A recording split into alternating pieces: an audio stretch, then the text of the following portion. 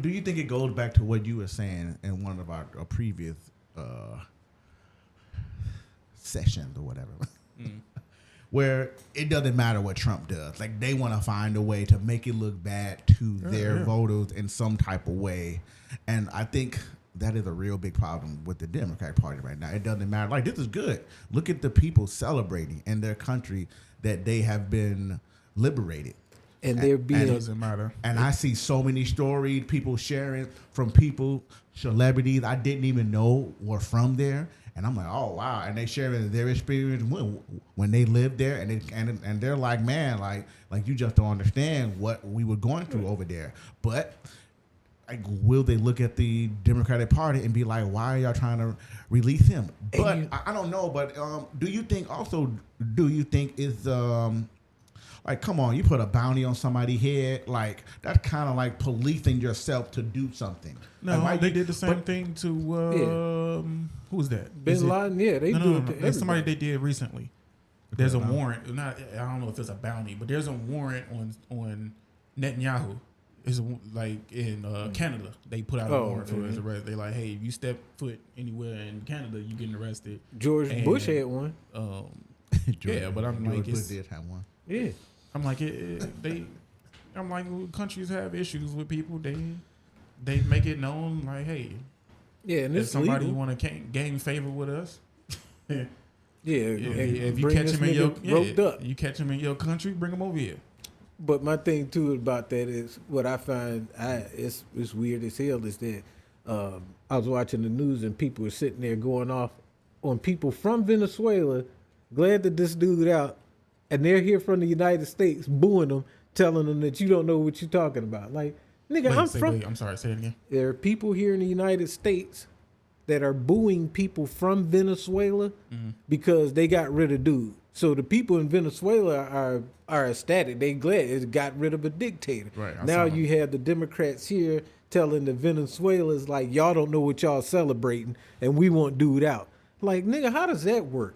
How is it that you here in this country under your messed up rule has the right to tell somebody from another country that they know what's going on, and you're telling them that y'all celebrating on some bullshit like we want dude out? Like Paid actors. To do the Paid actors. I mean, not necessarily to do the devil's advocate. yeah, I think people are that stupid. Well, I mean, to do the devil's advocate thing, it could be because they believe there's this thing that people, especially in America, they believe non-English speaking countries are not as intelligent.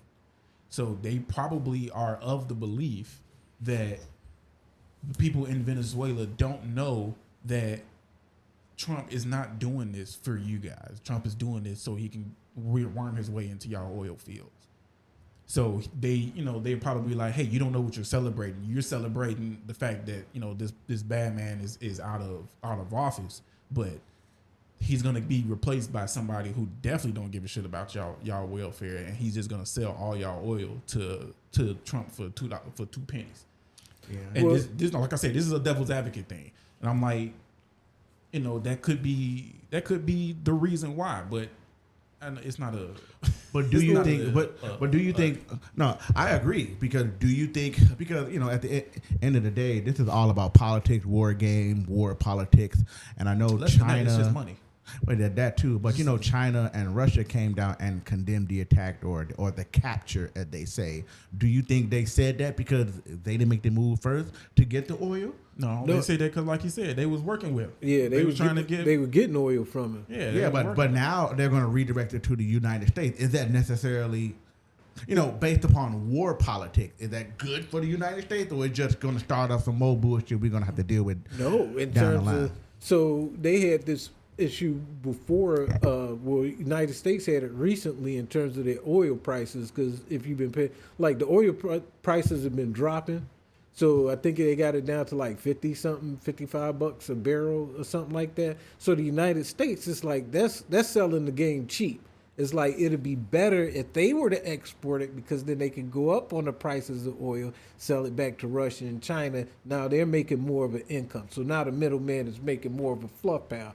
Middleman being the United States, especially if they knock the Venezuela out. because Venezuela is being knocked out of the pocket now. They were given access oil actually to China. China would sit there and resell that oil to places like Europe because they are stuck now. Back to Russia because Russia has sanctions on it. That's what started a lot of this shit now because they weren't supposed to be exporting or importing anything from Russia. That was part of the sanctions deal. That was the other rule that they were breaking. So it's like they were getting away with a lot of shit. But now that the U.S. corners this market, it looks lovely because now they just getting paid all across the board. Whoever they bring in next in terms of Venezuela, I think they're going to go back to that lady that won the Nobel Peace Prize, and she was actually running against dude, and she was supposedly had won the election when they last ran, and that was the election in 2019,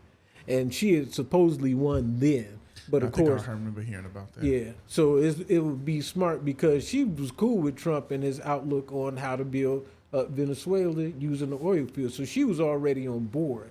Now it'd only be smart for him to go back to her like, hey, the people wanted her in charge. Now she's in charge. He knows he's going to work with her. She's not a bad person. She's not a dictator. She's like a dude from, I forgot what country, but he completely flipped it. Now it's like the best place to live. It's going to come to me in a minute. It's another like a Costa Rica or something. I'll get his name, but that dude, they put him in charge, young guy. And he had sat down, talked with Trump. He went back in, flipped his country, got rid of all the bullshit, the crime rate shot down, everything. I'm gonna pull up dude's name, but it'll be the same thing that's possible with Venezuela now. But again, it's like the people wanted old girl. I know her name. Yeah, like I said, I don't know too much about the goings on besides the 10, 20 minutes that I spent looking into it. I was like, once I got deep enough to realize that there was oil involved, I was like, okay, I know what this is about. Oh yeah. So I'm like, I really didn't need to know too much more. I was like, oh, oil? Yeah. That's what this is about. Yeah, it don't matter all the rest of this old human rights stuff and him making threats or puffing his feathers out against Trump and stuff. Like all of that is just.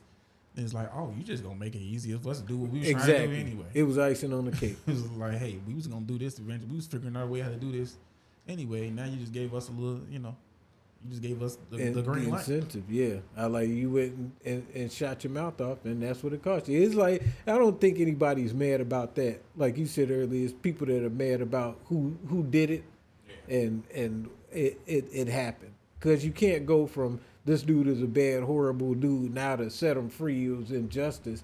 It's like, no, nigga. It's like fucking people died from fentanyl. Could it be the method? That like, he did it? Yeah, like no. The way that Trump did it, where versus going the full route. Do you think it would still be such a polarizing thing if all of this, everything else is still true? But Trump has said, you know what, and due to, his recent threats that he made and the fact, that we know that he's doing this and doing that, we're going to go ahead and officially ask Congress to for permission to declare war, and we're going to go in there and get them. And if they had went in there like that and did it, do you think it would still be the same? No. I think they would have blocked it. Yeah. They would have definitely blocked it, to give Trump a win. Assuming that let's assume that they gave him permission. Let's assume that he, presented Congress with enough, proof and evidence to say, hey, we need to go get this guy out of there. I think they would have blocked it. They wouldn't have given him. You said if they did. You just had assume that they went along with it. Do you think the public outrage would still be the same? No, because then they would have willingly agreed to what just took place, and then I'm talking about the public, like the citizens, the public, the people that protesting. In the I think it's still going to be protests regardless. I think it would have been less quiet if the Democrats would along with it, because when the Democrats go along with something, then there's nothing for the the minions to be upset about. So it's not like if the Democrats not screaming about it, then they're not screaming about it. Same thing with because he went in and did it. It's like you had leaders come out. People wasn't saying shit until some of the Democrats came out and was like, "This is injustice," and everybody's like, "Oh yeah, this is fucked up." Like how? I don't know. I think the influence goes the opposite way. I think the Democratic politicians, they sway based on the loudest of the Democratic citizens.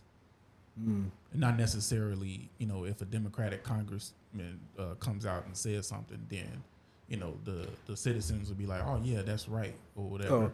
The congressman is going to say something that he already knows the citizens are going to like anyway.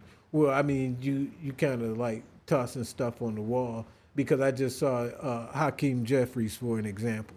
It's like out of all the shit to come back and start throwing to see where to stick to the wall in order to somehow bat Trump some way, it's that he's coming back with the 25th Amendment deal. Like, is Trump mentally sound to hold his job? It's like, who the fuck is questioning that? But let him say it enough times, then you'll get a growl of people behind it because they have nothing else. But it's like, to me, it depends. Well, that's an anti-Trump sentiment that any Democrat is going to Right, but I'm saying, but it takes one of them that's in leadership to pop up and say it, and then they get the group behind it, and it goes both ways. Yeah, that's I'm sure it already goes something both ways. that they would do. But as far as like you were saying, if the Democrats and the Republicans all somehow miraculously came together and were like, okay, cool, we can agree on this. Like, we need to go get this dude. I don't know if I think that the citizens. It's so weird, and I try to avoid doing it like grouping, because when you say things like Democrat or Republican, I'm pretty sure everybody has a pretty stock image of what pops in their head. When you say Democrat or liberal, personally, I picture somebody with blue hair and a nose ring, and they screaming at the top of their lungs about some liberal agenda. And when I say the word Republican, the opposite of that. I picture somebody, Christian and buttoned up and also secretly racist. And, this is the stock image that gets portrayed. But in reality, that is not representative of the full gambit of what a Democrat person is or a Republican person is. So when I say that Democrat, I'm referring to the loudest people in the room, who are usually not the most intelligent ones, and they're usually not the most open-minded and free-thinking ones.